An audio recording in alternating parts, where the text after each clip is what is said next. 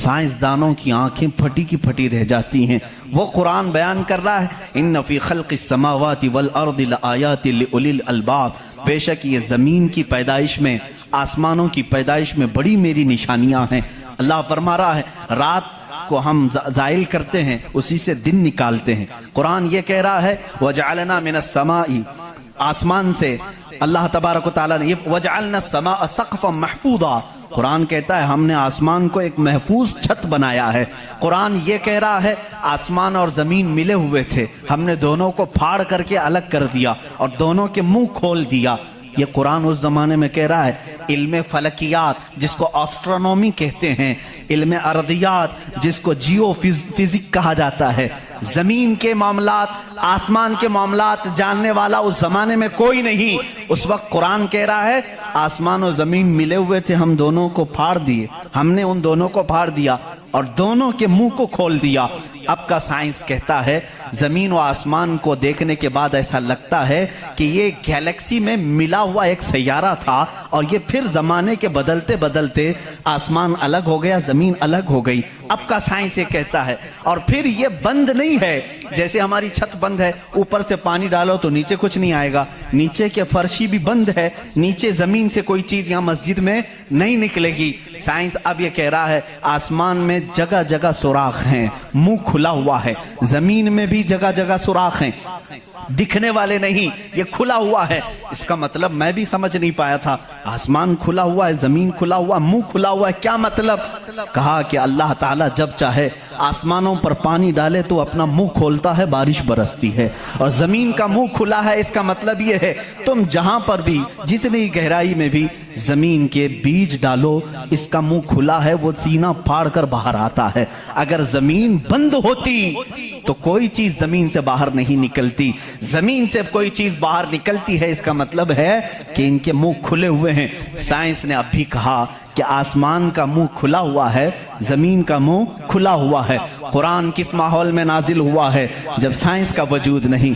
ہاں اگر تم یہ کہتے شاید محمد صلی اللہ تعالیٰ علیہ وسلم بہت بڑے کسی سائنسدان کے شاگرد ہوں گے تو تمہارے تاریخ لکھنے والے ہی تمہارے چہرے پر زناٹے دار تھپڑ ماریں گے، اس لیے کہ وہ رسول اپنی 63 سالہ زندگی میں کبھی کسی کے شاگرد نہیں ہوئے، حتیٰ کہ سید الملائکہ کے بھی وہ شاگرد نہیں ہوئے۔ قرآن یہی کہہ رہا ہے زمین کی پیدائش میں، آسمان کی پیدائش میں میری نشانیاں ہیں۔ عزیزان گرامی اب میں وہ نشانیاں گناؤں بہت طویل وقت درکار ہے۔ کبھی آپ نے محسوس کیا کہ آسمان اللہ کی نشانی ہے؟ اللہ کی نشانی ہے۔ دیکھیں یہاں سب سے بڑی بات قرآن میں کئی جگہوں پر یہ بات آئی ہے افلا تتدبرون، افلا یتدبرون، افلا تعقلون، افلا تتفکرون۔ اس کا مطلب ہوتا ہے کیوں تم غور و فکر نہیں کرتے، کیوں تم سوچتے نہیں، کیوں تم تحقیق نہیں کرتے، ریسرچ نہیں کرتے؟ رب تعالیٰ بار بار یہ فرما رہا ہے۔ یہ کس کے لیے ہے؟ میں ان لوگوں کے لیے کہتا ہوں جو ایک خدا کو چھوڑ کر کروڑوں کے سامنے جھک رہے ہیں۔ میں ان سے کہتا ہوں تم سوچتے کیوں نہیں؟ کون ہے تمہیں پیدا کیا ہے؟ کون ہے جو تمہیں بنایا ہے؟ قرآن دعوت دے رہا ہے ان کو سوچنے کی۔ میرا یقین یہ کہتا ہے جو بھی انسان اس کائنات میں ہے اللہ نے اسے اتنی عقل ضرور عطا کی ہے کہ اگر وہ سوچنے پر آ جائے تو اپنے رب تک ضرور پہنچے گا۔ اگر وہ غور و فکر کرنے پر آ جائے تو جھوٹے خداؤں کو چھوڑ دے گا۔ ایک صحابی ہیں حضور صلی اللہ تعالیٰ علیہ وسلم پر ایمان لانے کے بعد وہ کہتے ہیں حضور ایام جہالت میں ہمارے سے 2 ایسے معاملات ہوئے، ایک واقعہ یاد کرتا ہوں تو رونا آتا ہے اور ایک واقعہ یاد کرتا ہوں تو ہنسی آتی ہے۔ جہالت میں ہم کچھ ایسے کام کرتے تھے اسلام لانے سے پہلے کہ ایک واقعہ ایسا ہے کہ ہم رو پڑتے ہیں یاد آتی ہے تو، اور ایک واقعہ ایسا ہے کہ وہ یاد آتی ہے تو ہنس پڑتے ہیں۔ حضور نے پوچھا وہ دونوں کیا ہیں؟ انہوں نے کہا جہالت میں جب ہمارے گھر بیٹی پیدا ہوتی تو ہم اس کا گلا مروڑ کر دفن کر دیتے تھے۔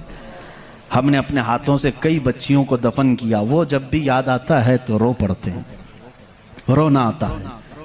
ہنسی کس بات پر آتی ہے؟ وہ کہتے ہیں ہم جب سفر پر نکلتے تھے تو ہمارے جو خدا ہوتے تھے ان کو آٹے کا بنا لیتے تھے، ہم ویسے تو مٹی کا بناتے ہیں اور پھر پانی میں ڈبوتے ہیں۔ ان کی ذریت آج بھی موجود ہے۔ عرب والوں میں اگر میں بیان کروں کہ ہاتھوں سے خدا بنائے جاتے ہیں تو انہیں یقین نہیں آتا، ہندوستان والوں کو بہت جلدی یقین آئے گا۔ تو وہ صحابی کہتے ہیں ہم آٹے کے بناتے تھے، ان کے جو خدا ہوتے تھے وہ آٹے کے بناتے تھے، کیونکہ مٹی کا پتھر کا اٹھا کر لے کر جانے میں بوجھل ہوتا تھا، وزن ہوتا تھا، اتنے بڑے خدا کو کہاں لے کر کے گھومتے رہے۔ وہ صحابی کہتے ہیں ہم آٹے کا بنا کر لے جاتے۔ پھر ہنسی کس بات پر آتی ہے، کہتے ہیں اگر سفر میں زیادہ بھوک لگتی کبھی اس کا ہاتھ توڑ کے کھا لیتے تھے، کبھی اس کا پیٹ کاٹ کے کھا لیتے تھے، کیونکہ آٹے ہی کا تھا۔ آج بھی لوگ کرتے ہیں، شکر کا بناتے ہیں۔ بہرحال تو وہ صحابی کہتے ہیں مجھے ایام جہالت کی یہ باتیں یاد آتی ہیں تو میں ہنس پڑتا ہوں۔ خیر میں اور تفصیل میں نہیں جاؤں گا۔ عزیزان گرامی، غور و فکر کرنے کی جس کے اندر عادت ہوگی وہ انت وشواس، صرف پھیلے ہوئے بے یقینی پر ایمان نہیں لائے گا۔ آج بھی بہت سارے ایسے نیوٹرل قسم کے لوگ ہیں جو مسلمان نہیں ہیں، میں جانتا ہوں ان کو، وہ خود آئیڈل ورشپرز نہیں ہیں، وہ خود اس بات کا انکار کرتے ہیں کہ اپنے ہاتھوں سے بنائی ہوئی چیز کی عبادت کیسے کی جائے۔ ہم اس پاور کو مانتے ہیں جو ہماری آنکھوں میں نہیں آتا مگر ہم سب کو دیکھ رہا ہے۔ ایسے لوگ بھی ہیں۔ ہاں اگر کوئی اس طرح کا موحد ہے، وہ اللہ کی وحدانیت کو تسلیم کرتا ہے تو اس کے ہدایت کی بھی امید ہے۔ میں یہ کہہ رہا تھا آسمانوں اور زمینوں میں اللہ نے فرمایا میری نشانیاں ہیں، غور و فکر کرنا چاہیے۔ نشانی کیسے؟ پوری دنیا کے بہت ترقی یافتہ سائنس سے میرا یہ چیلنج ہے،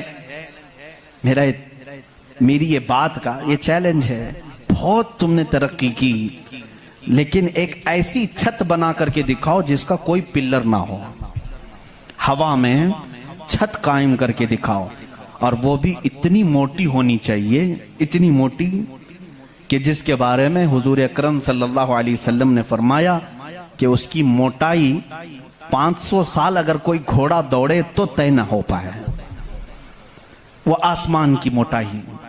میں اتنی موٹائی کی بات نہیں کرتا ہوں، 1 کلومیٹر چوڑی ہی کوئی بنا کر کے دکھا دیں، سائنس ہمارا بہت ترقی کر چکا ہے، نہیں بنا سکو گی، لیکن کائنات کی اس پوری زمین پر اللہ رب العزت نے ایک چھت ہمارے سروں پر رکھی ہے، اور سب کو معلوم ہے وہ چھت کیسی ہے، بغیر پلر والی۔